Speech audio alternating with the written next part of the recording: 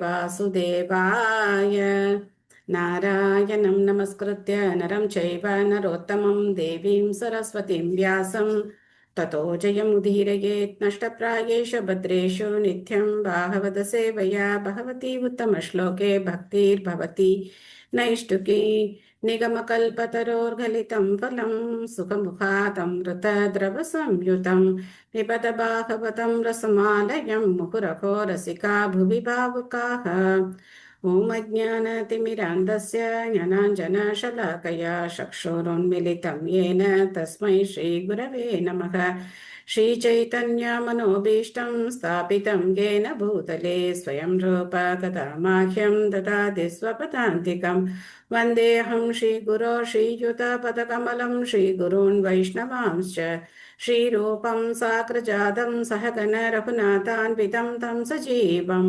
साद्वैतं सावधूतं परिजनसहितं कृष्णचैतन्यदेवं श्रीराधा कृष्णपादान् सहगण ललिता श्रीविशाखान्वितांश्च हे कृष्ण करुणा सिन्धो दीनबन्धो जगत्पते गोपेश गोपिका कान्त राधा कान्त नमोऽस्तु ते तप्त काञ्चन गौराङ्गी राधे वृन्दावनेश्वरी वृषभानुसुते देवी प्रणमामि हरिप्रिये वाञ्छाकल्पतरुभ्यश्च कृपा सिन्धुभ्य एव च पतितानां पावनेभ्यो वैष्णवेभ्यो नमो नमः नमो विष्णुपादाय कृष्णप्रेष्ठाय भूतले श्रीमते भक्तिवेदान्त स्वामिन्गिति नामिने नमस्ते सारस्वते देवे गौरवाणी प्रचारिणे निर्विशेष शून्यवादी पाश्चात्य देशतारिणे जय श्री कृष्ण चैतन्य प्रभु नित्यानंद श्री अद्वैत गदाधर श्रीवासादि गौर भक्तवृंद हरे कृष्णा कृष्ण कृष्ण हरे हरे हरे राम राम राम हरे हरे मुखं करोति वाचालं पङ्गुं लङ्कयते गिरिं यत्कृपातमहं वन्दे श्रीगुरुं धीरधारिणं परमानन्दं माधवं श्रीचैतन्यम् ईश्वरं हरिः ओं तत्सत् कथाञ्चन स्मृते यस्मिन् दुष्करं सुकरं भवेत् स्मरेत् परीतं श्रीचैतन्यं नमामि तं हरे कृष्णा நேற்று பார்த்ததுல என்ன பாயிண்ட் ஞாபகம் இருக்கு சொல்லலாமா? மிச்சம் மீன்ஸ் வருத்தப்படும்படியா ஒரு உண்மை இருந்ததுன்னா அதை பேசாம இருக்கணும்னு சொல்லி விதுரர் வந்து கிருஷ்ணரோட அந்த திரும்பி அவர் புலகத்துக்கு போயிட்டாருங்கிறத சொல்லல இவங்கள்ட்ட அப்படின்னு. Good point. ஓகே. 5 விதமான பாவங்கள், அப்புறம் 5 விதமான எல்லாம் பார்த்தோம். பாவங்களை வந்து அந்த கிருமியை இறக்கிறது, அப்புறம் அடுப்பு பத்த வைக்கும் போது அந்த கிருமி இறக்கிறது, அரைக்கும் போது, பாத்திரத்தை தண்ணி மாற்றும் போது, அப்புறம் உரம்னா மிக்சி, நவடேஸ் மிக்சி வந்து அதுக்கு. அதே மாதிரி கடவுள்கள் வந்து 5 விதமானதுக்கு தேவர், ரிஷி, பூதாத்மத்தை, நிர்ணாம், அப்புறம் பித்ருக்கள், முன்னோர்கள், அவங்களுக்குலாம் கடன் அது இது பண்றோம். 5 விதமான கேள்விகள் ஞாபகம் வச்சுக்க சொன்னீங்கல்ல மாதாஜி, கடவுள் யார் அந்த மாதிரி 3 கேள்விதான். நான் யார், கடவுள் யார், அவருக்கும் எனக்கும் என்ன சம்பந்தம், அவ்வளவுதான். அதுதான் 3 கேள்விதான். சொல்லுங்க மாதாஜி. தேவர்களுக்கு வந்து அதிகாலையில வழிபாடு செய்யணும், பகவான வழிபாடு செய்யறது. அடுத்து வந்து ரிஷிகளோட கடன் அடைக்கிறதுனா நித்தியம் பாகவத சேவை. அடுத்து நம்மளை சுற்றி உள்ள ஜீவராசிகளுக்கு வந்து சத்தமா மகா மந்திரத்தை சொல்றது. அடுத்து வந்து மனிதர்கள் சுத்தி இருக்க மனிதர்களுக்கு வந்து பிரசாதம் கொடுக்கணும் அப்படின்னு. முன்னோர்களுக்கு வந்து இது முன்னோர்கள் பித்ருக்களுக்கு வந்து நெய்வேத்தியம் நம்ம செஞ்சு பகவானுக்கு வச்சு சாப்பிடுறது மூலமா. Very good very good. பகவானுக்கு நிவேத்தியம் பண்ணா எல்லாருக்கும் போயிடும், தேவர்களுக்கு, பித்ருக்களுக்கு, எல்லாருக்கும் நம்ம கடனை அடைக்கணும் அப்படின்னு சொன்னா ஈஸியா நம்ம கடனை அடைச்சிடணும். ஹரே கிருஷ்ணா. ஹரே கிருஷ்ணா மாதாஜி. பக்தர்கள் எங்கெல்லாம் போறாங்களோ அது எல்லாமே புண்ணிய தீர்த்தம். Super super super. ஆமா, பகவத்கீதா பாகவதா தீர்த்த பூயாய ஸ்வயம் விபோ தீர்த்தி குர்வந்தி தீர்த்தானி ஸ்வந்தஸ்தேன கதாபிருதா. Very good, super. Thank you all. எல்லாரும் ரொம்ப உற்சாகமா இன்னைக்கு பதில் சொல்லியிருக்கீங்க, ரொம்ப நன்றி. ஸ்ரீமத் பாகவதம் முதல் ஸ்கந்தம் 13வது அத்தியாயம், திருதராஷ்டிரரின் துறவு, பதம் 15. அபி ஹரே பிரத் கிருஷ்ணா மாதாஜி. நேத்து அவங்க ஒரு கொஸ்டின் கேட்டாங்க, நீங்க கிளாஸ் ஸ்டார்ட் பண்ணும்போது சொல்ல சொன்னீங்கல்ல மாதாஜி. ஒரு மாதாஜி கொஸ்டின் கேட்டாங்க. என்ன மாத்திச்சு கொஸ்டின் கேட்டாங்க நேத்து? அது வந்து நீங்க டவுட் கிளியர் பண்றேன்னு சொன்னீங்க. அவங்க கடைசியில கேக்குறீங்க வந்துடும் நாளைக்கு கேளுங்கன்னு சொன்னீங்கல்ல ஓ, மாதாஜி. நீங்க இன்னும் 2 நாள் பின்னாடி திருமணம். இருக்கீங்க. ஏன் நீங்க இன்னும் 2 நாள் பின்னாடி இருக்கீங்க. இதான் இவ்வளவு நேரம் டிஸ்கஸ் பண்ணியாச்சு 5 விதமான யாகங்கள் பத்தி. அதை பத்திலாம் நம்ம இப்பதானே பேசணும். அது அதெல்லாம் நோட் பண்ணிருக்கேன் மாதாஜி. ம் கிளாஸ் முடியறப்ப ஒரு மாதாஜி கொஸ்டின் கேட்டாங்க, நான் மறந்துட்டேன் மாதாஜி. அது நீங்க 7 திருமணங்கள் தானே மாதாஜி?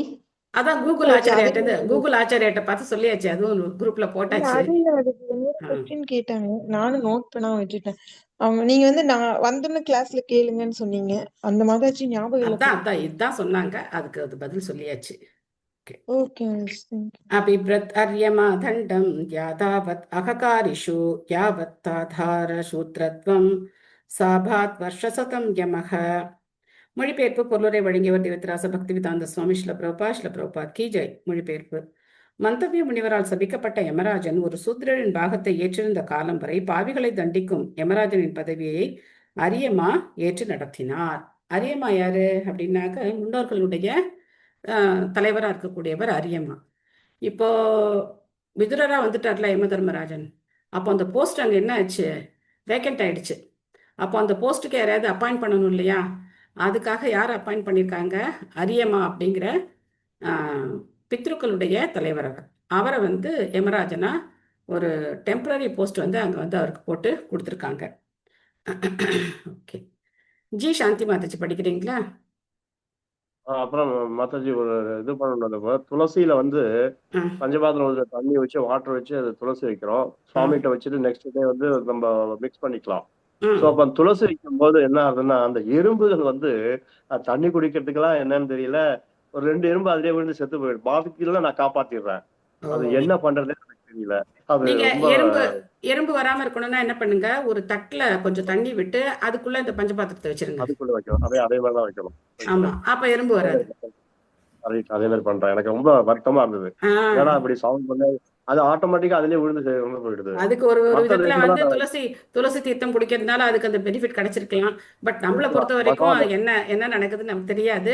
ஆனா நம்ம ஒரு குட்டி தட்டுல சின்ன கிண்ண மாதிரி இருக்க தட்டுல வந்து கொஞ்சம் தண்ணி விட்டு அதுக்குள்ள இந்த சம்டைம்ஸ் ஸ்வீட்ஸ் எல்லாம் வச்சு வைக்கும்போது இல்லையா, இது கல்வடைன்னு சொல்லுவாங்க. அந்த எறும்பு வராம இருக்கிறதுக்கு கல்வடை யூஸ் பண்ணுவாங்க. எல்லார் வீட்லயும் இருக்கும். இப்பெல்லாம் அதெல்லாம் இல்ல. அந்த மாதிரி ஆச்சரியமா இருக்கு.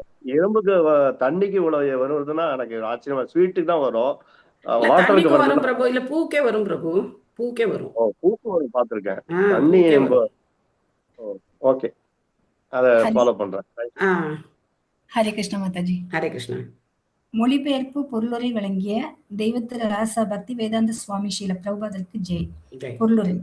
பாண்டு, விதுரர், திருதராஷ்டிரர் ஆகியோர் சகோதரர்களாக இருந்த போதிலும் சூத்திர பெண்ணுக்கு பிறந்திருந்த காரணத்தினால் விதுரர் அரசுரிமையை பெறுவதிலிருந்து தடை செய்யப்பட்டார்.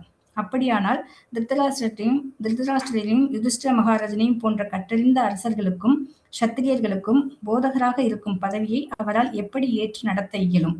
முதல் விடை என்னவென்றால், பிறப்பால் அவர் ஒரு சூத்திரர் என்றாலும் அவர் மைத்ரேய ரிஷியின் உத்தரவுப்படி ஆன்மீக தன்னுணர்வை பெறுவதற்காக துறவரம் ஏற்று அவரிடமிருந்து உன்னத அறிவை நன்கு கற்றறிந்தார். இதனால் ஓர் ஆச்சாரியராக செயற்படும் முழு தகுதி அவருக்கு இருந்தது. ஸ்ரீ சைத்தன்ய மகாபிரபுவின் கருத்துப்படி உன்னத அறிவில் அல்லது பகவானை பற்றிய அறிவில் தேர்ச்சி பெற்றுள்ள ஒருவர் ஒரு சூத்திரராகவோ அல்லது ஒரு பிராமணராகவோ ஒரு குடும்பஸ்தராகவோ அல்லது ஒரு சன்னியாசியாகவோ இருந்தாலும் அவர் ஒரு ஆன்மீக குருவாக இருக்க தகுதியுடையவர் ஆவார். மிகச்சிறந்த அரசியல்வாதியும் நீதிமானுமாகிய சாணக்கிய பண்டிதரின் சாதாரண ஒழுக்க விதிகளின்படி பார்த்தாலும் பிறப்பால் ஒரு சூத்திரரை விட கீழானவரிடமிருந்து பாடம் கற்றுக்கொள்வதால் எந்த தீங்கும் இல்லை. இது விடையின் ஒரு பகுதி மட்டுமே ஆகும். அதன் மறுபகுதி என்னவென்றால், உண்மையில் விதுரர் ஒரு சூத்திரர் அல்ல. மந்தவிய முனியின் சாபத்தால் 100 ஆண்டுகளுக்கு அவர் ஒரு சூத்திரரை போல் வாழ வேண்டியிருந்தது. யமராஜனின் அவதாரமாகிய இவர் பிரம்மா, நாரதர், சிவன், கபிலர், பீஷ்மர் மற்றும் பிரகலாதர் முதலான 12 மகாஜனங்களில் ஒருவர் ஆவார். மகாஜனங்களில் ஒருவர் என்பதால் பக்தி கொள்கையை பற்றி உலக மக்களுக்கு பிரச்சாரம் செய்வது இவருடைய கடமையாகும். இதைத்தான் பிரம்மா மற்றும் நாரதரை போன்ற மற்ற மகாஜனங்களும் செய்தனர். ஆனால் யமராஜர் அவரது தீ போன்ற பாறைகளாலான கிரகத்தில் பாவிகளை தண்டிப்பதில் எப்பொழுதும் சுறுசுறுப்பாக இருக்கிறார். பூமியிலிருந்து சில ஆயிரக்கணக்கான மைல்களுக்கு அப்பால் ஒரு குறிப்பிட்ட கிரகம் உள்ளது. பாவ ஆத்மாக்களை மரணத்திற்கு பின் அவர்களது பாவங்களுக்கு ஏற்ப குற்றவாளி என தீர்ப்பு கூறுவதற்காக தமது பிரதிநிதியாக பகவான் யமராஜனை அங்கு அனுப்பி வைக்கிறார். இவ்வாறாக பாவிகளை தண்டிக்கும் பொறுப்பிலிருந்து விடைபெற்றுக் கொள்ள யமராஜனுக்கு நேரம் கிடைப்பதே இல்லை. புண்ணியவான்களை விட பாவிகளே அதிகமாக உள்ளனர். எனவே பரமபுருஷரின் பிரதிநிதிகளாக உள்ள தேவர்களை விட அதிகமான வேலையை யமராஜன் செய்ய வேண்டியுள்ளது. ஆனால் பகவானின் பெருமைகளை பிரச்சாரம் செய்ய அவர் விரும்பினார். எனவே பகவானின் விருப்பப்படி மந்தவ்ய முனிவரால் சபிக்கப்பட்டு விதுரரின் அவதாரத்தில் இவ்வுலகிற்கு வந்த யமராஜன் ஒரு தூய பக்தராக இருந்து மிகவும் கடினமாக உழைத்தார். பரமபுருஷர் ஒரு பன்றியின் அவதாரத்தை ஏற்ற போதிலும் அவர் ஒரு பன்றியோ அல்லது பிரம்மாவோ அல்ல. அவர் எல்லா ஜீவன்களுக்கும் மேற்பட்டவராக இருக்கிறார். அதை போலவே அத்தகைய பக்தர் ஒருவர் சூத்திரரும் அல்ல, பிராமணரும் அல்ல. அவர் அத்தகைய சமூக பிரிவுகளுக்கு அப்பாற்பட்டவர் ஆவார். பந்தப்பட்ட ஆத்மாக்களை விடுவிப்பதற்காக பகவானும் அவரது அதிகாரம் பெற்ற வெவ்வேறு பக்தர்களும் சில சமயங்களில் பல தாழ்ந்த ஜீவன்களின் பாகங்களை ஏற்க வேண்டியிருந்தாலும் அவர்கள் எப்பொழுதும் உன்னதமான நிலையிலேயே உள்ளனர். இவ்வாறாக யமராஜன் விதுரராக அவதரித்த பொழுது அவரது பொறுப்பு அதியமாவால் ஏற்று நடத்தப்பட்டது. இவர் கஷ்யபருக்கும் அதிதிக்கும் பிறந்த பல மகன்களுள் ஒருவர் ஆவார். ஆதித்யர்கள் அதிதியின் மகன்கள் ஆவர். மொத்தம் 12 ஆதித்யர்கள் உள்ளனர். இவர்களுள் அரியமாவும் ஒருவர் என்பதால் 100 ஆண்டு காலத்திற்கு விதுரரின் உருவில் யமராஜர் உலகில் அவதரித்திருந்த பொழுது அவரது பொறுப்பை ஏற்று நடத்த அரியமாவால் முடிந்தது. முடிவு என்னவெனில், விதுரர் ஒருபோதும் ஒரு சூத்திரர் அல்ல, மாறாக மிக தூய்மையான பிராமணர்களை விட உயர்ந்தவர் ஆவார். ஹரே கிருஷ்ண மாதாஜி. ஹரே கிருஷ்ண. தேங்க்யூ மாதாஜி. சைத்தன்ய சரிதாமிர்தத்துல சைத்தன்ய மகாபிரபு சொல்றார், கிபா விப்ரா கிபா நாசி சூத்ரகேன நய ஏய் கிருஷ்ண தத்துவவேதா செய் குரு ஹய அப்படின்னு சொல்றார். ஒருத்தர் வந்து கிபா விப்ரான்னா கற்றறிந்த ஒரு பிராமணராகோ, கிபா நாசி அவர் ஒரு சன்னியாசியா, இல்ல சூத்ரகேனஹயா அவர் சூத்ரரா, அதெல்லாம் வந்து என்ன கிடையாது, தகுதி கிடையாது. சேயி கிருஷ்ண தத்துவ, கிருஷ்ண விஞ்ஞானம் யாருக்கு சரியா தெரிஞ்சிருக்கோ அவர் வந்து யாரு, குரு ஹய, அவர் குருவாகலாம் அப்படின்னு சொல்லப்பட்டிருக்கு. அதனால விதுரர் அவருடைய பிறப்பு அப்படிங்கிறது ஒரு சூத்ரானிக்கு அவர் பிறந்திருந்தாலும் அவரும் வந்து வியாசரோட புதல்வர் தான். பட் அவங்க அம்மா அந்த அம்பிகா அவங்களோட ஒரு பணிப்பெண், அதனால இங்க வந்து அவர் சூத்ராணிக்கு பிறந்தவர் அப்படின்னு சொல்லப்படுறார். ஸோ ரொம்ப அவருக்கு டஃப் ஜாப். 2 ஷிஃப்ட் போடணும் வேண்டியிருக்கு. ஒரு ஷிஃப்ட் பத்தலை யம தர்மராஜனுக்கு. ஏன்னா புண்ணியவான்களை விட யார் ஜாஸ்தியா இருக்காங்களாம், பாவிகள் தான் ஜாஸ்தியா இருக்காங்களாம். அதனால அவருக்கு ஓவர்லோட் ஆயிடுச்சு ஒர்க்கு. பார்த்தாரு பகவான் வந்து அவரை கொஞ்சம் ரிலீவ் பண்ணி விடலாம் அப்படின்னு சொல்லிட்டு மந்தவிய முனிவர் மூலமா அவருக்கு ஒரு சாபம் கொடுக்க வச்சு அவர் வந்து இந்த உலகத்துல விதுரரா வந்துட்டார். ஸோ விதுரரா வந்தது அவருக்கு ரொம்ப சந்தோஷம். தீர்த்த யாத்திரை எல்லாம் போறார். பகவானை எப்ப பார்த்தாலும் பகவானுடைய புகழை பாடிக்கிட்டே இருக்கார். பகவானுடைய ஒரு பக்தரா இருக்கார். பிரச்சாரம் பண்ண முடியுது. ஸோ இதுதான் பக்தர்களுக்கு ஆனந்தத்தை கொடுக்கக்கூடியது. அதனால ஒரு கொஞ்சம் ரிலாக்ஸ் பண்ணிட்டு அதுக்கப்புறம் திரும்ப அவர் வந்து அவரோட ஜாபுக்கு போயிடுவார். அது வரைக்கும் அரியமா அங்க வந்து அதை பார்த்துட்டு இருக்கார். யுதிஷ்டிரோ லப்தராஜ்யோ திருஷ்ட்வா பௌத்ரம் குலம் தரம் பிராத்ருபீர் லோகபாலைபைர் முமுதே பரயா ஷியா. ராஜ்யத்தை கைப்பற்றிய பின் அவரது உயர்ந்த பரம்பரை வழக்கத்தை தொடரக்கூடிய தகுதியுள்ள ஒரு பேரனை கண்ட யுதிஷ்டிர மகாராஜன் அமைதியாக ஆட்சி புரிந்தார். மேலும் பொதுமக்களை நன்கு நிர்வகிக்கக்கூடியவர்களான அவரது இளைய சகோதரர்களின் ஒத்துழைப்புடன் அவர் அசாதாரணமான ஐஸ்வர்யத்தை அனுபவித்து வந்தார். ஸோ சகோதரர்களிடையே ஒரு பெரிய ஒத்துழைப்பு. யாரும் வந்து எனக்கு தான் இந்த ராஜ்யம் வேணும்லாம் போட்டி போடல. யுதிஷ்டிர மகாராஜனுக்கு எல்லாரும் சேவை செய்யறாங்க. அதே சமயத்துல இந்த குலத்தினுடைய பெருமையை காக்கிற மாதிரி ஒரு பேர குழந்தையும் பிறந்துட்டார் இல்லையா, பரிசுத்து பிறந்து வளர்ந்து வந்துட்டு இருக்கார். அதனாலேயும் அவர் வந்து ரொம்ப திருப்தியா இருக்கார். ஏன்னா ரிட்டையர் ஆகிறதுக்கு முன்னாடி அடுத்த வாரிசு அங்க இருக்கார் அப்படிங்கிறதுலையும் அவருக்கு வந்து ரொம்ப திருப்தியா இருக்கு. ஸோ அவருக்கு இல்லாத செல்வங்களே கிடையாது. அப்பேற்பட்ட ஒரு எல்லா செல்வ வளங்களும் இருக்கு. ஆனா அவங்கெல்லாம் வந்து புலனின்பத்தில் ஈடுபட மாட்டாங்க. புலனின்பத்தில் ஈடுபடாம எல்லாத்தையும் பகவானுடைய சேவைக்காக பயன்படுத்துறவங்க. சம்பூர்ண மாதாஜி படிக்கிறீங்களா? ஹரே கிருஷ்ணா மாதாஜி. ஹரே கிருஷ்ணன். மொழி பொருளில் வருகிற பக்தி வேதாந்த சுவாமி ஸ்ரீல பிரபுபாதருக்கு ஜெய். யுதிஷ்ட மகாராஜன் மற்றும் அர்ஜுனன் ஆகிய இருவரும் குருட்சேத்திர யுத்தத்தின் துவக்கத்திலிருந்து மகிழ்ச்சியற்றவர்களாகவே இருந்தனர். சொந்த உறவினர்களை போரில் கொல்ல அவர்கள் விரும்பவில்லை என்ற போதிலும் அதுவே பகவான் ஸ்ரீ கிருஷ்ணரின் உன்னத விருப்பமாக இருந்தது என்பதால் கடமைக்காக அதை அவர்கள் செய்ய வேண்டியதாயிற்று. போருக்கு பின் அதில் நிகழ்ந்த பெரும் சேதத்தை குறித்து யுதிஷ்டர் வருந்தினார். பாண்டவர்களுக்கு பின் குரு வம்சத்தை தொடர்வதற்கு அநேகமாக யாருமே இருக்கவில்லை. யுதிஷ்டரின் மருமகளான உத்தராவின் கர்ப்பத்தில் உள்ள குழந்தைதான் எஞ்சுள்ள ஒரே நம்பிக்கையூட்டும்படியாக இருந்தது. அவரும் அஸ்வத்தாமனால் தாக்கப்பட்டார். ஆனால் பகவானின் கருணையால் குழந்தை காப்பாற்றப்பட்டது. எனவே யுதிஷ்டர மகாராஜன் மாயையும் தற்காலிகமான பௌதிக இன்பத்தில் பற்றற்றவராக இருந்த போதிலும் தொல்லைகள் அகன்று ராஜ்யத்தில் அமைதி ஏற்பட்ட பின் எஞ்சுள்ள ஒரே குழந்தையான பரீட்சித்தை கண்ட அவர் திருப்தி அடைந்து சுமை குறைந்ததாக எண்ணினார். ஹரே கிருஷ்ணா. தேங்க்யூ மாதாஜி. தேங்க்யூ மாதாஜி. ஏவம் கிருஹேஷு சப்தானாம் பிரமத்தானாம் ததீகயா அத்யக்ராமத் அவிக்னாதக காலக பரமதுஸ்தரக. குடும்ப விவகாரங்களில் தீவிர பற்று கொண்டு அச்சிந்தனையிலே எப்பொழுதும் ஆழ்ந்திருப்பவர்களை வெல்ல முடியாததான நித்திய காலம் அவர்களுக்கு தெரியாமலேயே அவர்களை வென்று விடுகிறது. இது நமக்கு குடும்பம் அந்த வட்டத்தை தவிர வேற எதுவும் நமக்கு தெரியாது இல்லையா? நமக்கு அதுலேயே தான் மூழ்கி போயிருக்கோம். நம்ம எவ்வளோ கேட்டாலும் சரி, எவ்வளோ பண்ணாலும் சரி, நமக்கு வந்து இதுதான் பெருசா தோணும். நமக்கு கிருஷ்ண பக்தி கிடைச்சிருக்கே, அது நினைச்சு நம்ம சந்தோஷப்படணும். நம்மளுடைய எல்லா துன்பங்களுக்கு நடுவுலையும் ஆஹா, நம்ம பகவானுடைய நாமத்தை சொல்லக்கூடிய பாக்கியம் கிடைச்சிருக்கே, பகவானுக்கு நிவேதனம் பண்ணக்கூடிய பாக்கியம் எனக்கு கிடைச்சிருக்கே, இதெல்லாம் நமக்கு தெரியாம இருந்ததே, பிரபுபாதுடைய கருணையினால இதெல்லாம் நமக்கு தெரிஞ்சிருக்கே அப்படின்னு சொல்லி நம்ம எப்படி இருக்கணும்? ரொம்ப உற்சாகமா, எப்பவுமே ரொம்ப சந்தோஷமா இருக்கணும். பக்தர்கள் அப்படிங்கிறவங்க முகத்துல கவலையே இருக்கக்கூடாது, எப்பவுமே சிரிப்பு தான் இருக்கணும், சந்தோஷமா இருக்கணும். ஆனா நமக்கு அது வரமாட்டேங்குது. ஏன்? இந்த சின்ன சின்ன விஷயங்கள் எல்லாம் நமக்கு பெருசா தெரியுது.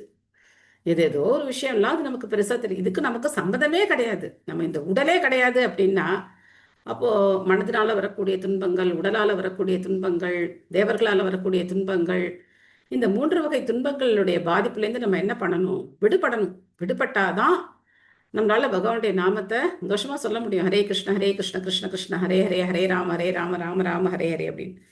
பாருங்க, நம்ம அதுலேருந்து விடுபடலைன்னா கூட நமக்கு தெரியாமலே என்ன பண்ணுமா, காலம் வந்து நம்மளை அதுலேருந்து பிரிச்சுடுமா. அந்த பிரிவுக்கும் நம்ம என்ன பண்ணிட்டு இருப்போம், அதுக்கும் தனியா ஒரு வருத்தப்பட்டுக்கிட்டே உட்காந்துருப்போம். ஸோ அதனால எப்படி இருந்தாலும் சரி, நம்ம ஒரு நாள் இந்த உலகத்தை விட்டு போகத்தான் போறோம், இந்த உடலை விட்டு போகத்தான் போறோம். அது வந்து கடைசியா இருக்கணும். அதுக்கப்புறம் இன்னொரு உடல் எடுத்து திரும்ப இன்னொரு துன்பத்தை நாம அனுபவிக்க கூடாது. அதுக்கு என்ன பண்ணணுமோ அந்த காரியத்தை இப்ப நம்ம வந்து ரொம்ப உற்சாகமா பண்ணணும்.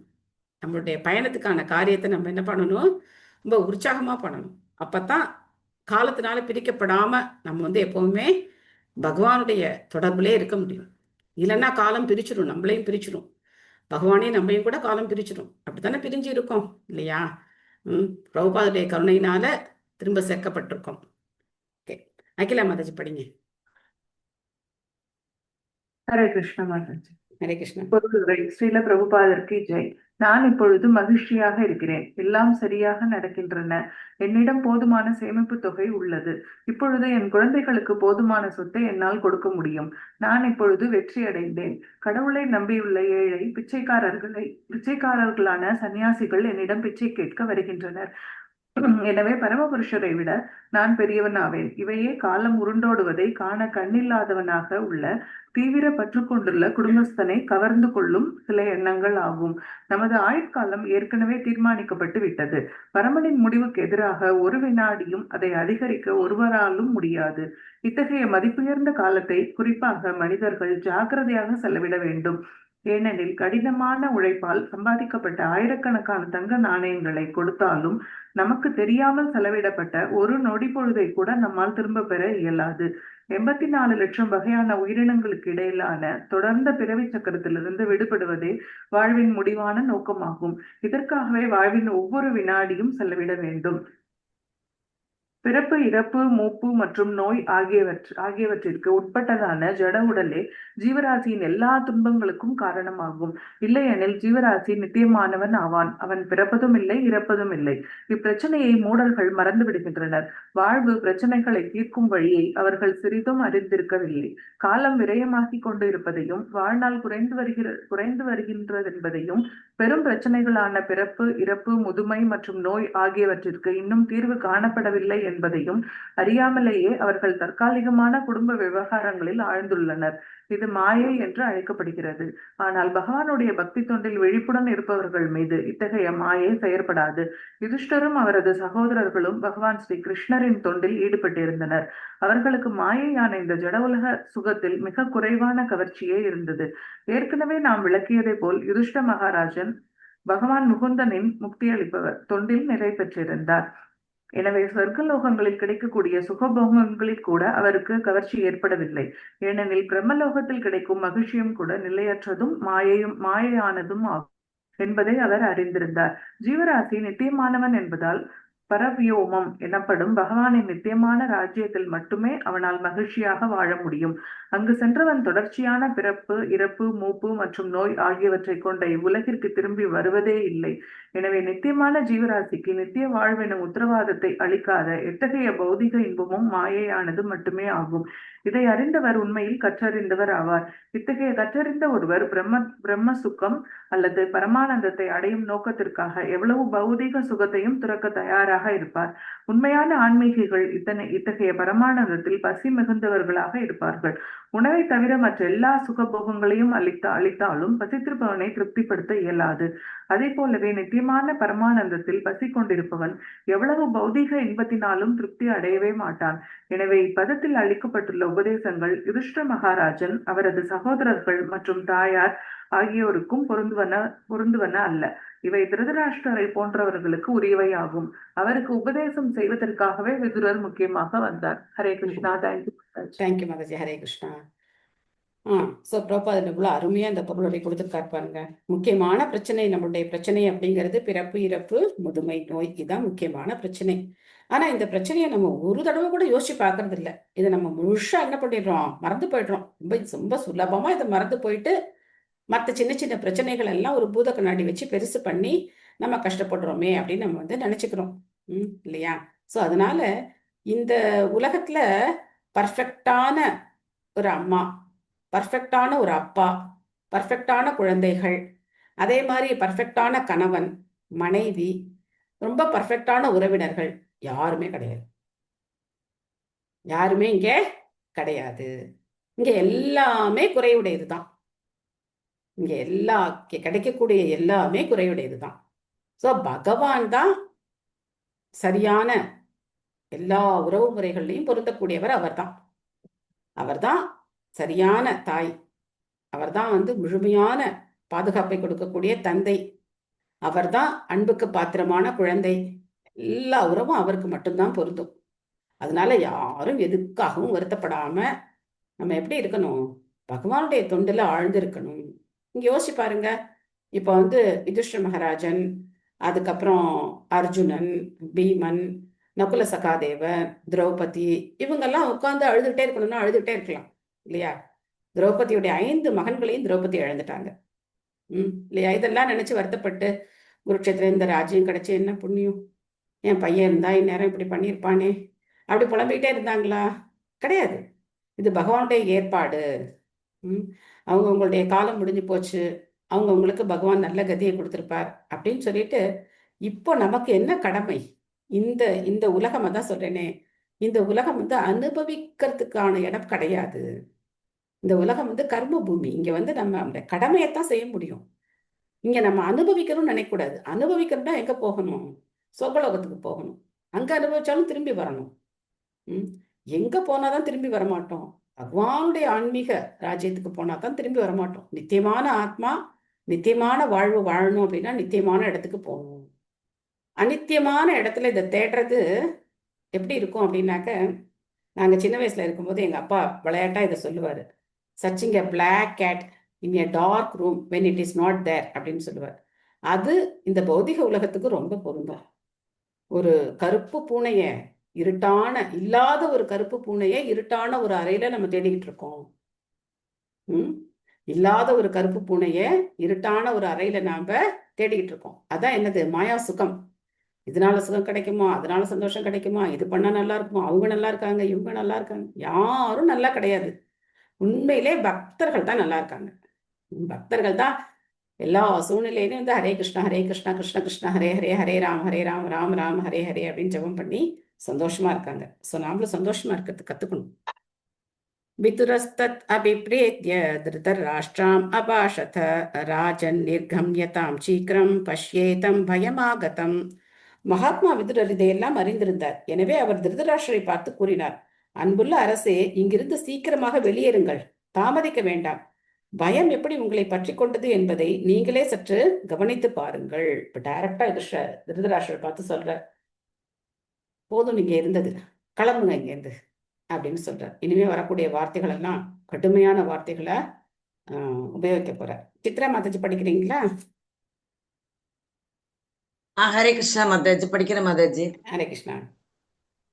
மொழிபெயர்ப்பு பொருளுரை வழங்கிய தெய்வ திரு ஆசா பக்திவேதாந்த பிரபுபாதர ஜெய். ஒருவர் திருதராஷ்டிராக இருந்தாலும் அல்லது யுதிஷ்டிர மகாராஜனாக இருந்தாலும் இரக்கமற்ற மரணம் ஒருவரை பொருட்படுத்துவதில்லை.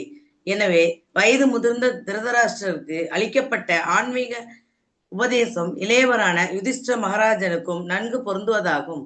உண்மையில் அரசர், அவரது சகோதரர்கள் மற்றும் தாயார் ஆகியோர் உட்பட ராஜ மாளிகையில் இருந்த அனைவரும் சொற்பொழிவுகளை மெய்மறந்து கேட்டுக்கொண்டிருந்தனர்.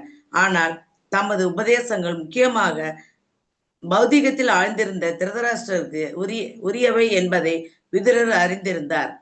ராஜன் என்னும் சொல் குறிப்பாக திருதராஷ்டிரரை அழைப்பதாக உபயோகப்பட்டதாகும். திருதராஷ்டிரர் அவரது தந்தையின் மூத்த மகனாவார். எனவே சட்டப்படி அவர் ஹஸ்தினாபுர அரியாசனத்தில் அமர்த்தப்பட வேண்டியவராவார். ஆனால் அவர் பிறவி குருடர் என்பதால் அந்த உரிமைக்கு தகுதியற்றவராக இருந்தார். அவரது இழப்பை அவரால் மறக்க முடியவில்லை. ஆனால் அவரது இளைய சகோதரரான பாண்டுவின் மரணத்துக்கு பின் அவரது ஏமாற்றம் எப்படியோ ஈடு செய்யப்பட்டது. பாண்டு இறக்கும் பொழுது விட்டு சென்ற சில இளம் குழந்தைகளுக்கு திருதராஷ்டிரர் இயல்பாகவே காவலரானார். ஆனால் இதயத்தில் உண்மையாகவே அரசராகும் ஆசை அவருக்கு இருந்தது. பிறகு துரியோதனை தலைமையாக கொண்ட அவரது சொந்த மகன்களிடம் அவர் ராஜ்யத்தை ஒப்படைக்க விரும்பினார். அரசராக விரும்பிய திருதராஷ்டிரர் அவரது மைத்துனராகிய சகுனியை கலந்தாலோசித்து எல்லா வகையான சதி திட்டங்களையும் தீட்டினார். ஆனால் பகவானின் விருப்பத்தினால் அனைத்தும் தோல்வியடைந்தன. இறுதி கட்டத்தில் மக்கள், பணம் ஆகிய அனைத்தையும் இழந்துவிட்ட பிறகும் கூட யுதிஷ்டிர மகாராஜனின் மூத்த பெரியப்பன் என்ற முறையில் அவர் அரசராகவே இருக்க விரும்பினார். யுதிஷ்டிர மகாராஜன் கடமை என்னும் முறைப்படி திருதராஷ்டிரரை ராஜ மரியாதையுடன் பராமரித்து வந்தார். திருதராஷ்டிரரும் அவரது எஞ்சியிருந்த நாட்களை தான் ஓர் அரசர் அல்லது யுதிஷ்டிரரின் பெரியப்பன் என்ற பொய்யான எண்ணத்துடன் மகிழ்ச்சியாக கழித்து வந்தார். விதுரர் ஒரு துறவி என்ற முறையிலும் கடமைப்பட்டுள்ள திருதராஷ்டிரனின் கடைசி சகோதரர் என்ற முறையிலும் அவரை அறியாமை என்னும் உறக்கத்தில் இருந்து எழுப்ப விரும்பினார். திருதராஷ்டிரர் உண்மையில் அரசர் அல்ல என்றாலும் அரசர் என்ற பெயருடன் வாழ்ந்து வந்தார். எனவே விதுரர் அவரை கேலியாக அரசர் என்று அழைத்தார். அனைவரும் நித்தியமான காலத்தின் சேவகர்களே என்பதால் ஒருவரும் இவ்வுலகில் அரசராக இருக்க முடியாது. அரசர் என்றால் கட்டளையிடக்கூடியவராக இருக்க வேண்டும். புகழ்பெற்ற ஆங்கிலேய அரசன் காலத்திற்கும் வெள்ளத்திற்கும் கட்டளையிட விரும்பினான். ஆனால் அக்கட்டளையை அவை மறுத்துவிட்டன. எனவே ஜட உலகில் ஒருவர் ஒரு பொய்யான அரசராக மட்டுமே இருக்கிறார்.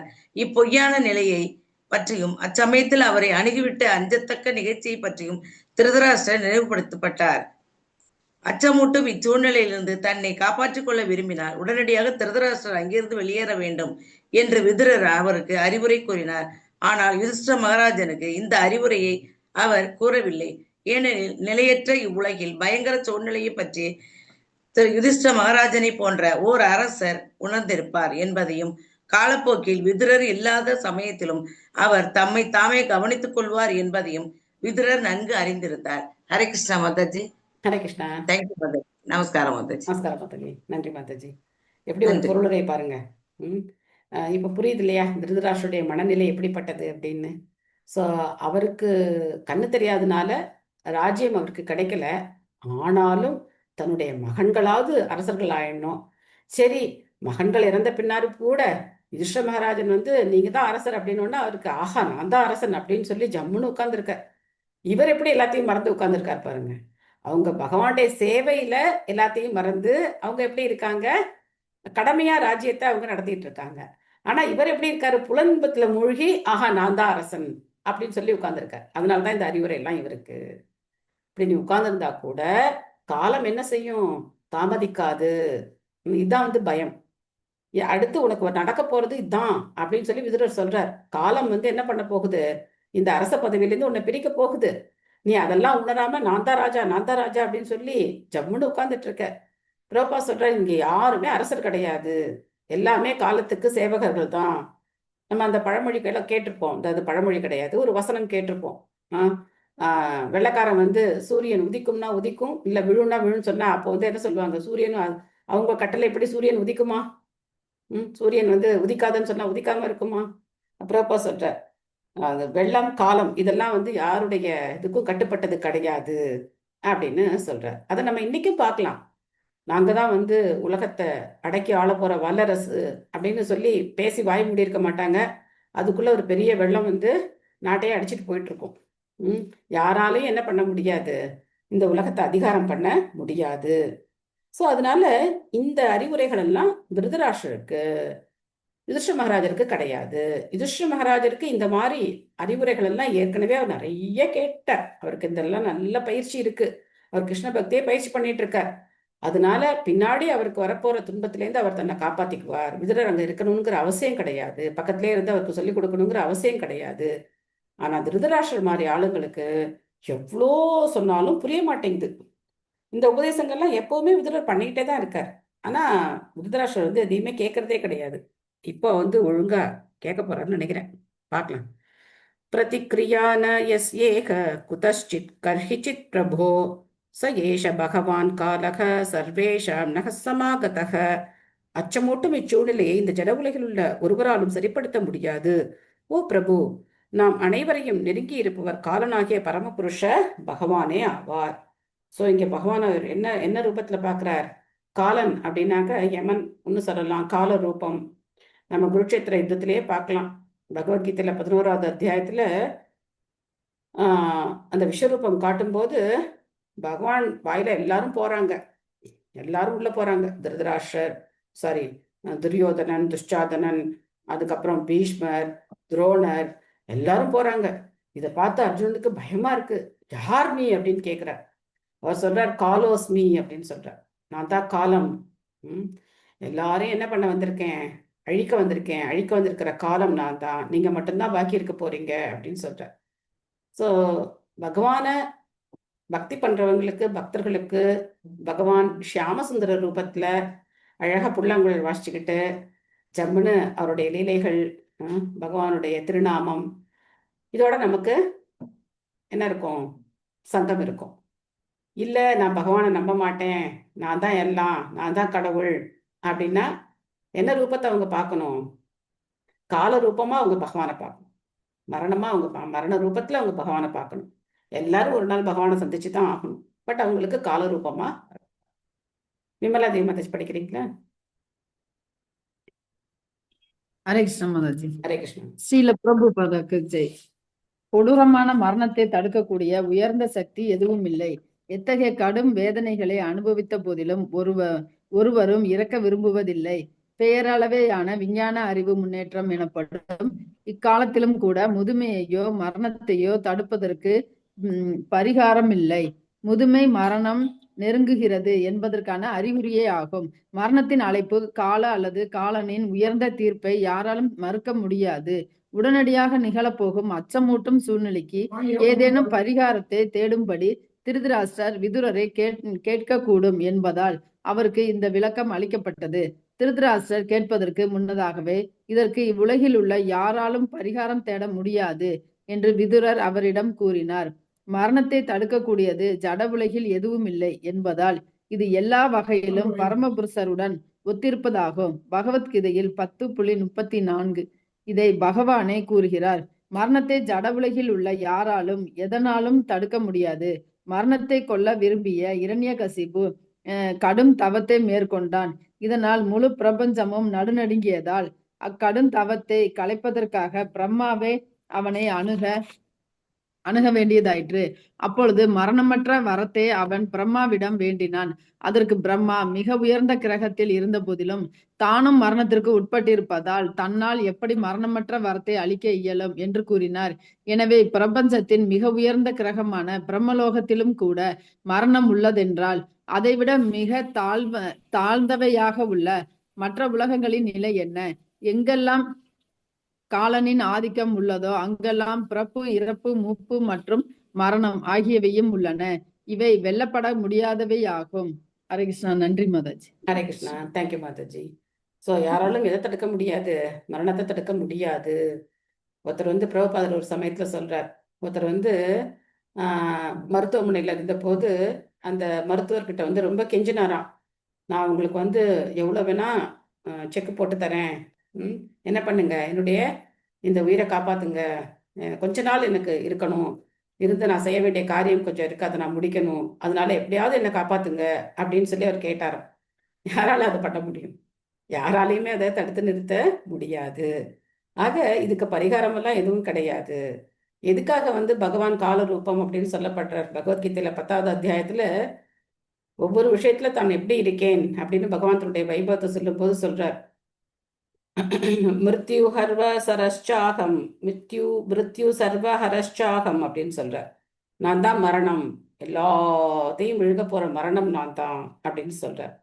ஸோ அதனால பக்தி பண்ணி பகவானுடைய திருநாமத்தை சொல்லி பகவானுடைய வைகுண்ட லோகத்துக்கு போறதுக்கு நம்ம வந்து நம்மள தயார்படுத்திக்கணுமே தவிர நாம வந்து யம தர்மராஜனுடைய அந்த தண்டனைக்கு உட்பட கூடாது. ஏன சைவாபிபன்னோயம் பிராணை பிரியதமைரபி ஜனக சத்யோ வியுஜ்யேத கிம் உதான்யே தனாதிபிஹி. பரமகாலனின் ஆதிக்கத்தில் இருப்பவர்கள் தங்களுக்கு பிரியமான உயிரையே தியாகம் செய்ய வேண்டியுள்ளது. செல்வம், மரியாதை, குழந்தைகள், நிலம் மற்றும் இல்லம் போன்ற மற்ற பொருட்களை பற்றி என்னவென்று கூறுவது? நாம இந்த உடலை விட்டு போகும்போது எல்லாத்தையும் விட்டுட்டு போய் தான் ஆகணும். ஆஹா, இந்த புடவை எனக்கு ரொம்ப பிடிக்குமே, இதை கொஞ்சம் எடுத்துட்டு போயிடலாமே அப்படிலாம் நினைக்க முடியாது.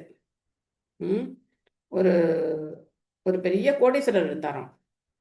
அந்த கோடீஸ்வரர் என்ன பண்ணுவாராம், 1 கோடி பணம் சேர்ந்தது அப்படின்னாக்க உடனே வீட்டில் 1 கோடி ஏற்றிடுவாராம். அவருக்கு 1 கோடி சேர்ந்துருச்சு அப்படின்னா 1 கோடி ஏற்றுவாராம். அப்போ அந்த வீட்டில் எத்தனை கோடி அவர் ஏற்றிருக்காரோ என்னன்னு அர்த்தம்? அத்தனை கோடி அவர் வச்சிருக்காருன்னு அர்த்தம், சேர்த்து வச்சிருக்காருன்னு அர்த்தம் இல்லையா? அப்போ அவருக்கு இதை பற்றிலாம் கொஞ்சம் சொல்லலாம் அப்படின்னு சொல்லிட்டு ஒரு சன்னியாசி வந்தாராம்.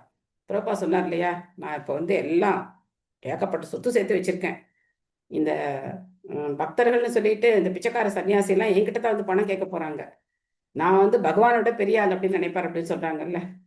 ஸோ இந்த மாதிரி இருக்கிறவங்களுக்குலாம் போய் எப்படி பிரச்சாரம் பண்றது? ரொம்ப கஷ்டமாச்சே இல்லையா? ஸோ அப்போ ஒரு சன்னியாசி வந்தாராம். அந்த அவருக்கு வந்து கொஞ்சம் இதெல்லாம் புத்திலாம் சொல்லலாம் அப்படின்னு சொல்லி அவர் வந்தாராம். அவர் பார்த்தாராம், என்னப்பா இவ்வளோ கொடி ஏற்றி வச்சிருக்க அப்படின்னு சொல்லி பார்த்தாராம். கலர் கலராக நிறைய கொடி ஏற்றி வச்சிருக்கியே அப்படின்னு. ரொம்ப பெருமை. ஆமா, நான் வந்து 1 கோடி சேர்த்தேன் அப்படின்னாக்க உடனே 1 கோடி ஏற்றிடுவேன், நீங்க எண்ணிக்கோங்க, எத்தனை கோடி ஏற்றிருக்கேன்னு பார்த்துக்கோங்க, என்கிட்ட அத்தனை கோடி இருக்கு அப்படின்னு அவர் வந்து ரொம்ப பெருமையா சொன்னாராம். அப்போ அவர் வந்து அவர்கிட்ட சொன்னாராம், இந்த மாதிரி நீ போகும்போது இதெல்லாம் கொண்டு போக போறியா? இந்த கோடியெல்லாம் உன் கூட வரப்போகுதா? நீ கொண்டு போக போறியா அப்படின்னு சொல்லி அவர் கேட்டாராம். அவர் சொன்னாராம், இது அந்த பேச்செல்லாம் இப்போ எதுக்கு பேசுறீங்க? நான் இப்போ எப்படி இருக்கேன்னு பாருங்க, அதான் முக்கியமே தவிர என்னுடைய இப்போ இருக்கிற நிலைமையை தான் நீங்க பார்க்கணுமே தவிர நீங்க வந்து இந்த பேச்செல்லாம் பேசாதீங்க அப்படின்னு சொல்லி அவர் சொன்னாராம். இல்லப்பா, உன்னால நீ எத்தனை கோடி சேர்த்து வச்சிருந்தாலும் சரி, உன்னால இதுலேருந்து 1 பைசா கூட உனக்கு பிரயோஜனப்படாது. நீ எவ்வளோ சாப்பிட்ற ஒரு நாளைக்கு? நீ என்ன சாப்பிட்ற? இவ்வளோ கோடி வச்சிருக்கிய, என்ன சாப்பிட்ற அப்படின்னா, நான் ஒரு கப்பில் கொஞ்சம் கஞ்சி சாப்பிட்றேன். ஏன்பா, எனக்கு வந்து இந்த நோய் இருக்கு, அந்த நோய் இருக்கு, டாக்டர் எனக்கு இதை தான் சாப்பிடணும்னு சொல்லியிருக்கிறாரு, நான் இவ்வளோதான் சாப்பிடணும், இப்படிலாம் சாப்பிட்டு நான் வந்து ஆரோக்கியமா இருந்தால் தான் நான் என்ன பண்ண முடியும், இன்னும் பல கோடிகள் சேமிக்க முடியும் அப்படின்னு அவர் சொன்னாராம். அப்போ இந்த சன்னியாசி பார்த்தாராம், உனக்கு என்ன சொன்னாலும் என்ன வரப்போறது இல்லை, புத்தி வரப்போறது இல்லை, எவ்வளவு எடுத்து சொன்னாலும் சரி நீ புரிஞ்சுக்க போறதும் இல்லை அப்படின்னு சொல்லிட்டு பேசாம போயிட்டாராம். அதனால இந்த மாதிரி நமக்கு ஒரு உபதேசங்கள் கிடைக்கும் போது நம்ம என்ன பண்ணணும், அதை புரிஞ்சுக்கிறதுக்கு முயற்சி பண்ணணும்.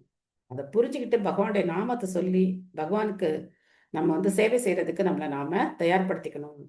இந்த செல்வம் நம்ம கூட வரும். அதனாலதான் ஆண்டாள் சொன்னாங்க, நீங்காத செல்வம்னு. இந்த செல்வத்தை என்ன பண்ண முடியாது, யாரும் நம்ம கிட்ட இருந்து பிரிக்க முடியாது.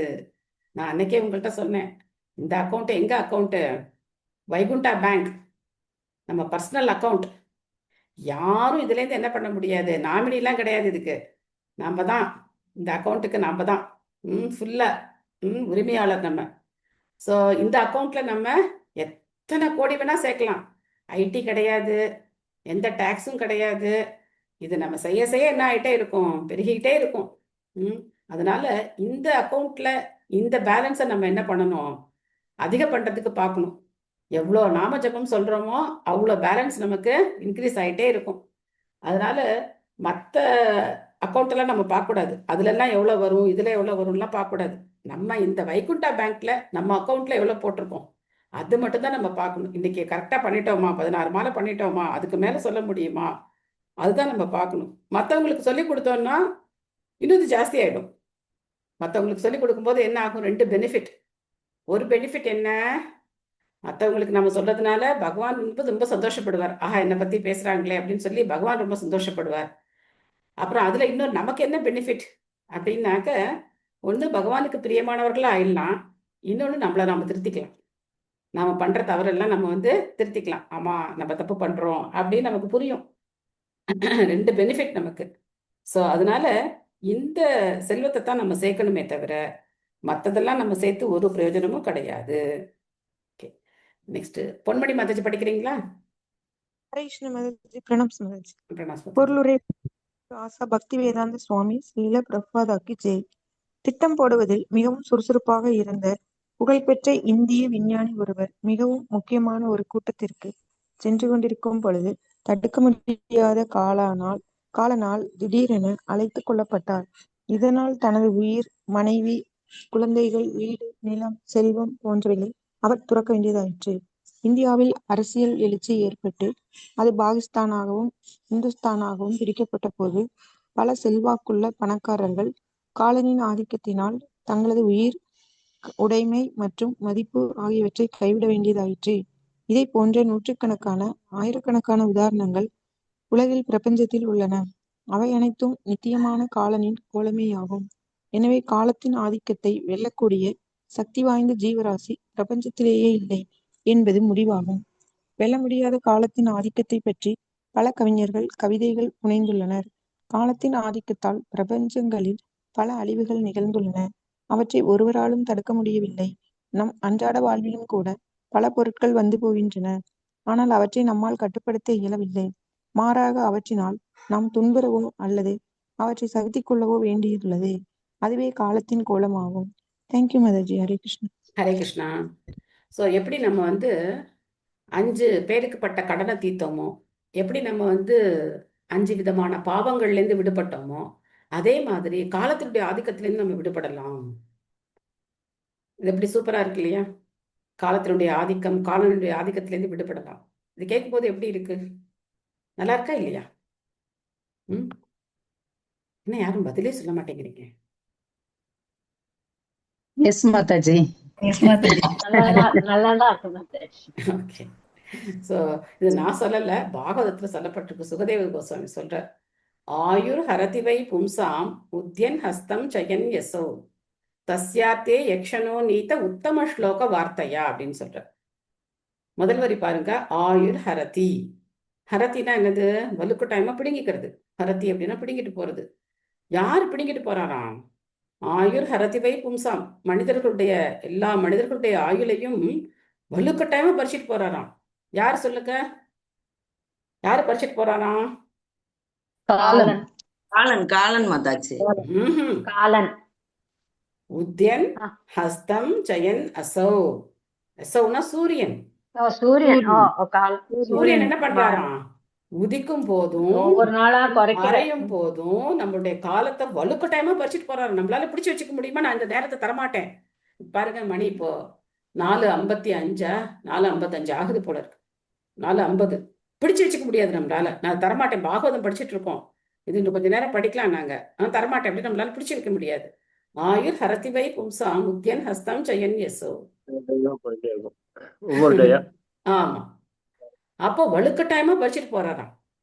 ஆனா தஸ்யாத்தே யக்ஷனோ நீத்த, ஒரு க்ஷணம் கூட கழியறது இல்லையா. யாருக்கு? தஸ்யாத்தே யக்ஷனோ நீத்த உத்தம ஸ்லோக வார்த்தையா. பகவானுக்கு இன்னொரு பேர் உத்தம ஸ்லோகான்னு பேரு. நீங்க வேணா பாகவத ஸ்லோகம் படிக்கும் போது யாராவது நோட் பண்ணிட்டே வாங்க, எத்தனை இடத்துல பகவான் வந்து உத்தம ஸ்லோக அப்படிங்கிற வார்த்தையால புகழப்படுறார் அப்படின்னு. சோ உத்தம ஸ்லோக வார்த்தையா, உத்தமமான தேர்ந்தெடுக்கப்பட்ட சிறப்பான வார்த்தைகளால புகழப்படக்கூடிய பகவானுடைய புகழை யார் பாடுறாங்களோ அவங்களுக்கு ஒரு நிமிஷம் கூட கழியாதான், ஒரு க்ஷணம் கூட கழியாதான். ஏன் அப்படி? நமக்கு என்ன டைம் இல்லை, நம்மளும் பாகம் தானே படிச்சுட்டு இருக்கோம், நம்மளால எப்படி டயத்தை நிறுத்த முடியாதா அப்படின்னாக்க, இது வந்து அதை விட ஒரு ஹையர் விஷயம், மேலான விஷயம். என்னன்னு பார்த்தோம்னா, பக்தர்கள் எந்த உடல்ல இருந்தாலும் சரி, எந்த இடத்துல இருந்தாலும் சரி, அவங்க என்ன பண்ணிட்டு இருக்க போறாங்க? பகவானுடைய நாமத்தை சொல்லிக்கிட்டே இருக்க போறாங்க. இங்க இந்த உடல்ல இந்த உலகத்துல இருக்கும் போதும் அதே தான் செய்ய போறாங்க. வேற எங்கேயாவது பகவான் தூக்கி போட்டாருனாலும் அங்கேயும் அதை தான் செய்ய போறாங்க. சொர்க்க அபவர்க்க.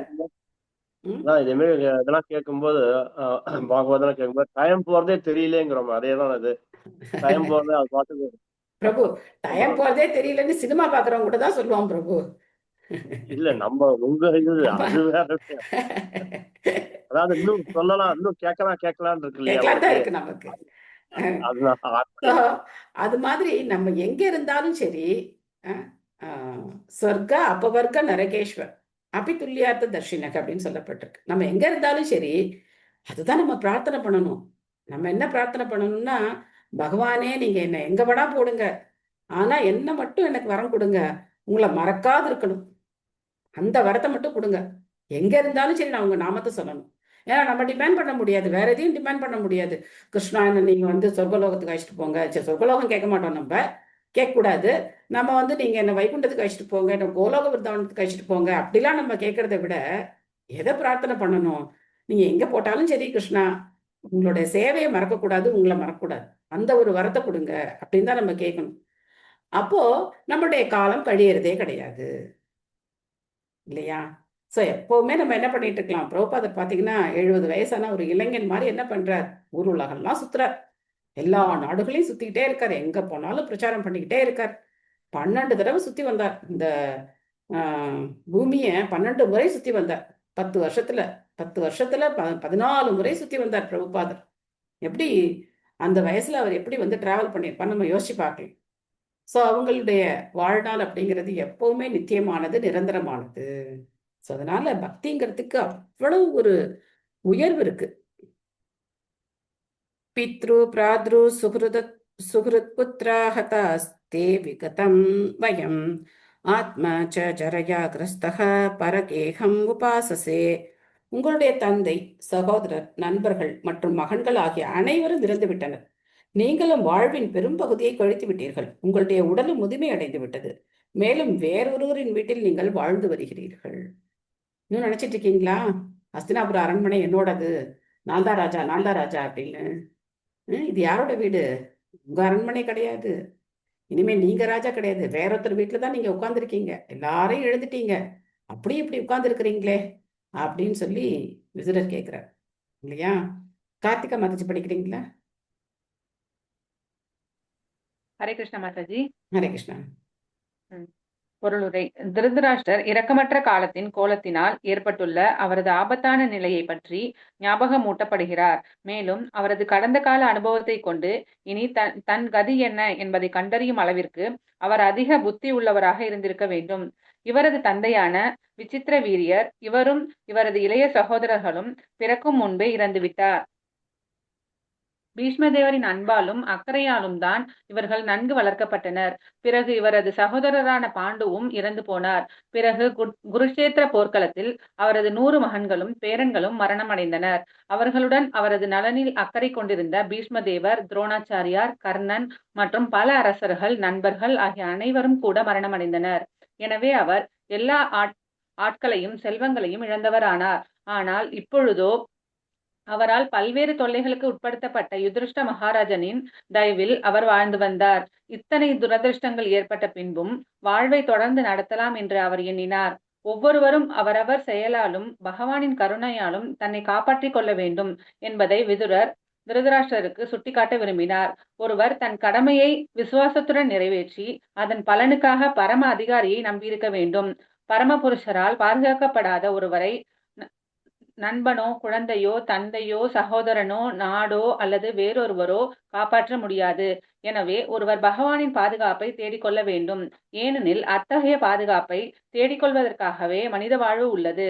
அவரது ஆபத்தான நிலையை பற்றி பின்வரும் வார்த்தைகளால் அவர் இன்னும் அதிகமாக எச்சரிக்கப்படுகிறார். நன்றி மாதாஜி. ஹரே கிருஷ்ணா. தேங்க்யூ மாதாஜி. ஸோ பார்த்தோம் அப்படின்னாக்க திருதராஷ்டிரனுடைய வாழ்க்கை எப்படி இருக்கு. அவருடைய அப்பா விசித்திர வீரியன் வாரிசு இல்லாமல் அவர் இறந்துட்டார். அதனால தான் இந்த குருவம்சத்துக்கு வாரிசு வேணுமே அப்படின்னு சொல்லிட்டு வியாசரை கூப்பிட்டு அம்பிகா அவங்க மூலமா குழந்தைகளை பெற்றெடுக்க வேண்டிய நிர்பந்தம் ஏற்பட்டது. அது மூலமா இவங்கெல்லாம் பிறந்தாங்க. பட் இவர் எல்லாரையும் இழந்தும் இன்னும் நினைச்சிட்டு இருக்கார், என்னுடைய வாழ்க்கை, நான் தான் அரசன் அப்படின்னு சொல்லி உட்கார்ந்துருக்கார். இது எவ்வளவு துரதிருஷ்டமானது. இதான் ஆபத்து அப்படின்னு சொல்றது. அந்தக புரைவதிரோ மத்த பிரஜ்ஞாச்ச சம்பிரதம் விசீர்ண தந்தோ மந்தாக்னிஹி சராக சுபம் உத்வகன். பிறப்பிலிருந்தே நீங்கள் குருடர். சமீப காலத்திலிருந்து உங்களுக்கு காதும் சரியாக கேட்கவில்லை. உங்களுடைய ஞாபக சக்தி குறைந்து விட்டதுடன் புத்தியும் தடுமாறுகிறது. உங்களுடைய பற்கள் தளர்ந்து விட்டன. உங்களுடைய கல்லீரல் பாதிப்படைந்துள்ளது. மேலும் உங்களுக்கு இருமல், சளித்தொல்லையும் இருக்கிறது. ஸோ இத்தனை பிரச்சனை இருக்கு வயசானா, இல்லையா? முகுந்தமால சோஸ்திரத்துல ஒரு ஸ்லோகம் வரும். என்ன ஸ்லோகம் அப்படின்னாக்க, ஃபர்ஸ்ட் லைன் என்னது யாருக்கா தெரியுமா? முகுந்தமாலா சோஸ்திரம் இந்த ஸ்லோகத்துக்கு பொருத்தமான ஒரு ஸ்லோகம் வரும். ஸோ அதுல ஸ்லோகம் தெரியாது மாதாஜி, அதனோட பொருள் மட்டும் பலபத்ரர் சொல்லியிருக்காரு பிரபுஜி. என்னது? அதாவது கடைசி காலத்துல வாதம், கபம், பித்தம் இதெல்லாம் வந்துடும், என்னை தாக்கும். அதற்காக எனக்கு நாமம் சொல்ல முடியாது. என்னை நீ பகவானே நீ இப்போதே அழைச்சுண்டு போ அப்படின்னு சொல்லிட்டு குலசேகர ஆழ்வார் சொல்லுவார். அந்த ஸ்லோகம் தெரியும் எனக்கு. அந்த ஸ்லோகம் தெரியும். நான் சொல்றது இன்னொரு ஸ்லோகம். அது என்ன அப்படின்னா, கிருஷ்ண தொதீய பத பங்கஜ பஞ்சராந்தம் அத்யைவ மே விஷது மானசராஜ ஹம்ச பிராண பிரயாண சமயே கபவாத பித்தைஹி கண்டாவரோதன விதோ ஸ்மரணம் குதஸ்தே அப்படின்னு சொல்றார். கிருஷ்ண துவதீய பத பங்கஜ பஞ்சராந்தம். இப்போ பகவானுடைய பாத கமலங்கள், தாமரை பாதங்கள்ல அவருடைய மனம் ஒரு அன்னம் மாதிரி விளையாடுதான், புகுந்து விளையாடுதான். குலசேகர ஆழ்வார் சொல்றார், என்னுடைய மனம் இப்ப உங்களுடைய தாமரை பாதங்கள்ல எப்படி ஒரு தாமரை தண்டு கடையில அந்த அன்னம் புகுந்து விளையாடுமோ அந்த மாதிரி என்னுடைய மனம் இப்ப பதிஞ்சிருக்கு. ஆனா மரண சமயத்துல கபவாத பித்தம் அடைக்கும் போது என்னால என்ன பண்ண முடியாது, உங்களுடைய நாமத்தை சொல்ல முடியாதே, அதனால இப்பவே என்னை கூட்டிட்டு போயிடுங்க அப்படின்னு அவர் சொல்றார். இது இன்னொரு ஸ்லோகம். அதாவது ஃபர்ஸ்ட் லைன் ஞாபகம் வர மாட்டேங்குது, டெய்லி சொல்லுவேன், இப்போ ஞாபகம் வர மாட்டேங்குது. சதசந்தி ஜர்ஜரம் கிம் ஔஷதம் ருச்சதி மூட துர்மதே நிராமயம் கிருஷ்ண ரசாயனம் பிப அப்படின்னு வரும். என்ன ஆகுதான், முதுமை வரும்போது சதசந்தி ஜர்ஜரம் பதத்தி அவசியம்னு வரும். சதசந்தி ஜர்ஜரம் பதத்தி அவசியம். கிம் ஔஷதம் ருச்சதி மூட துர்மதே நிராமயம் கிருஷ்ண ரசாயனம் பிப அப்படிங்கிற. உடம்பு என்ன ஆகுது, அந்த தேகம் அப்படிங்கிறது கொஞ்சம் கொஞ்சமா அதோட அந்த வலிமையை இழந்து வருது. இந்த சந்தினா இந்த மூட்டு, சதசந்தினா 100 ஜாயிண்ட் இருக்கான் நம்ம உடம்புல. இந்த நூற்றுக்கணக்கான ஜாயிண்ட் எல்லாம் என்ன ஆகுதான், ஜர்ஜரம் எல்லாம் லூஸ் ஆயிட்டே வருதான். அப்போ பதத்தி அவசியம், நீ கண்டிப்பா இந்த உடம்பு விழத்தான் போகுது. அப்போ என்ன பண்ணுங்க, கிம் ஔஷதம் பிருச்சதி மூட துர்மதி. ஔஷதம்னா என்ன? ஔஷதம்னா மெடிசன், மருந்து. மருந்து. மெடிசன். கிம் ஔஷதம், என்ன மருந்து இருக்கு உன்னை காப்பாத்திக்கிறதுக்கு? உனக்கு என்ன மருந்து இருக்கு? கிம் ஔஷதம் பிருச்சதி மூட துர்மதே அப்படிங்கிற. மூடா முட்டாள் மனிதனை, உனக்கு என்ன மருந்து இருக்கு? கிருஷ்ண ரசாயனம் பிப. பகவான் கிருஷ்ணனுடைய நாமத்தை சொல்லுங்க. ஹரே கிருஷ்ண கிருஷ்ண கிருஷ்ண ஹரே ஹரே, ஹரே ராம ராம ராம ஹரே ஹரே அப்படின்னு பகவானுடைய நாமத்தை சொல்லி சொல்ற. அது மாதிரி இங்க வந்து காதும் உங்களுக்கு சரியா கேட்கல, உங்களுக்கு யோசிக்கிற தன்மையெல்லாம் குறைஞ்சிரு. எதுக்காக விதுரர் சொல்றார்? இத்தனை பேர் இறந்துட்டாங்களே, நமக்கு முதுமை வந்துடுச்சு, இனிமேலாவது நம்ம வந்து பக்தி முகுந்ததுல வந்து முகுந்த மூர்த்தா பிரணிபத்தேயாச்சு அந்த இதுவா? இல்ல இல்ல பிரபு, லாபம் வந்து இல்ல, தேகம், உடல் உடல் உடல். எத்தனை ஸ்டான்ஸ் அதான் தெரியும். கிருஷ்ணத்வதிய கிருஷ்ணத்வதியாமி அதானா? இல்ல கிருஷ்ணத்வதிய எனக்கு தெரியும். பத பங்கஜ பஞ்சராந்தம். அதான் இப்ப சொன்னேனே, கிருஷ்ணத்வதிய பத பங்கஜ பஞ்சராந்தம், அது சொல்லியாச்சு. இந்த ஸ்லோகம் வந்து நாளைக்கு சொல்றேன், நான் உங்களுக்கு கரெக்டா சொல்றேன். அது இல்ல, நான் டெய்லி சொல்லுவேன். சிந்தையாமி வராது பிரபு, இதான் ஔஷதம் அதுவா மேடம்? இல்ல இல்ல இல்ல இல்ல மனோவிருத்தி ஔஷதம்.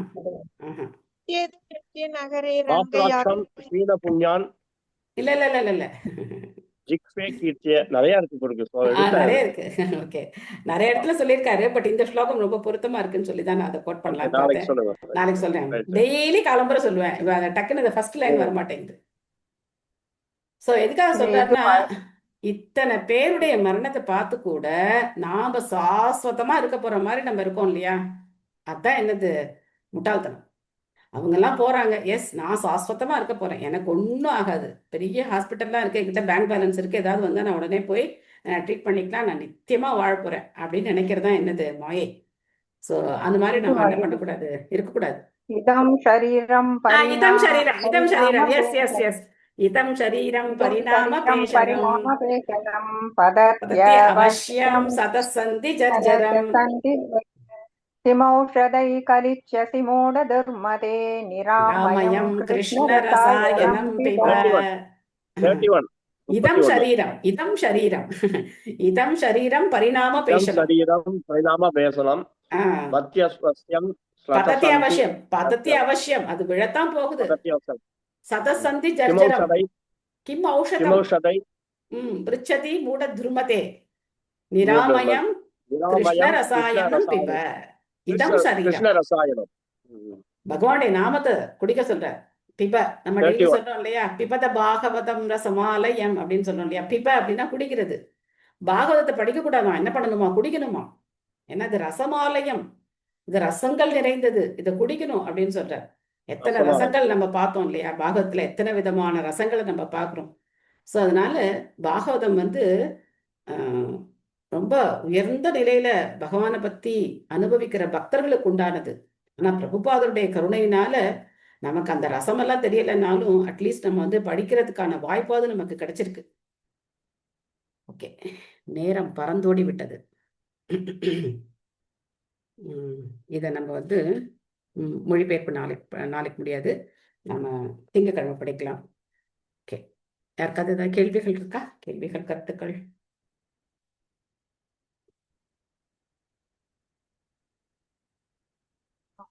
திருதராஷ்டிரனுக்கு அவருடைய முதுமையும் அவருடைய உடல்நிலையும் இவ்வளவு எடுத்து கூறியும் அவர் இன்னும் அதை அக்செப்ட் பண்ணல. அடுத்து பேச போறார் பாருங்க, அதுதான் இன்னும் பயங்கரமான ஒரு ஷாட் கொடுக்க போறார். அதுக்கப்புறம் அவருக்கு வந்து தெரிஞ்சிடும், ஓகே இதுக்கு மேல இருந்தா நல்லா இருக்காது அப்படின்ட்டு கிளம்பிடுவார்.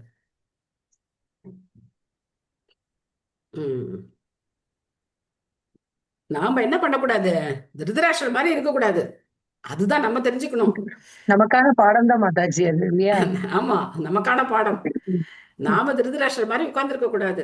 நம்ம என்ன பண்ணணும், இருந்த இடத்துல இருந்தே பகவானுடைய நாமத்தை சொல்லிக்கிட்டே இருக்கணும். ஹரே கிருஷ்ண கிருஷ்ண கிருஷ்ண ஹரே ஹரே, ஹரே ராம ராம ராம ஹரே ஹரே. நம்ம சும்மா வயசானதுக்கு அப்புறமும் அது சரியில்லை, இது சரியில்லை, இவங்க சரியில்லை, அவங்க சரியில்லை, இதையே பார்த்துட்டு இருக்க கூடாது. இதெல்லாம் விட்டுடணும். இதெல்லாம் விட்டுட்டு நம்ம என்ன பண்ண ஆரம்பிக்கணும், ஃபுல்லா நம்ம மனசை வந்து பகவானுடைய நாமத்துல நம்ம வந்து செலுத்துறதுக்கு முயற்சி பண்ணணும். அதுக்கு தான் பாகவதம். திருதராஷ்டிரர் அவரெல்லாம் போய் சேர்ந்துட்டார். இப்போ இது எதுக்காக? நமக்கான பாடம் இது. ஸோ அதனால ஜட உலகில எல்லாமே மாயை. இன்று உன்னோடதா இருக்கிறது, நாளைக்கு வேறொரு, அதுக்கப்புறம் வேறோட. இந்த மாற்றம் இருந்து கொண்டே தானே இருக்கு. கண்கூடா தானே பாக்குறோம் எல்லா காலங்கள்லயும். எதுவுமே நித்தியம் இல்லை இல்லையா ஜட உலகில. ஆமா, நம்ம உடலே நம்ம கிடையாது. இந்த உடலே நம்ம கிடையாது.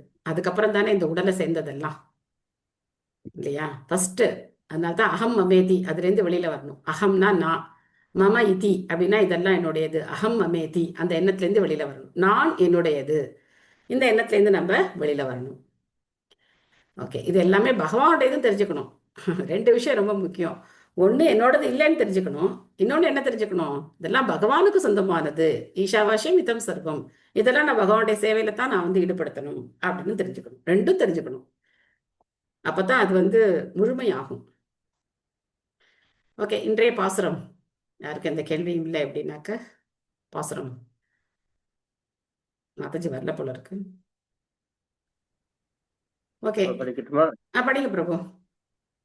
கனைத்திலங்கற்றருமை கன்று கிறங்கி நினைத்து முளை வழியே நின்று பால் சோத நனைத்திலம் சேராக்கும் நற்செல்வம் நங்காய் பனித்திலை வீழனின் வாசக்கடை பற்றி சினத்தினால் தென்னிலங்கை ஓமானை சேற்ற மனத்து கிணியாதனை பாடமும் நீ வாய் திறவாய் இனிதாய் எழுந்திராய் ஈதென்ன பேருறக்கம் அனைத்திலாவாரும் அறிந்தேலோர் என்பாவாய்.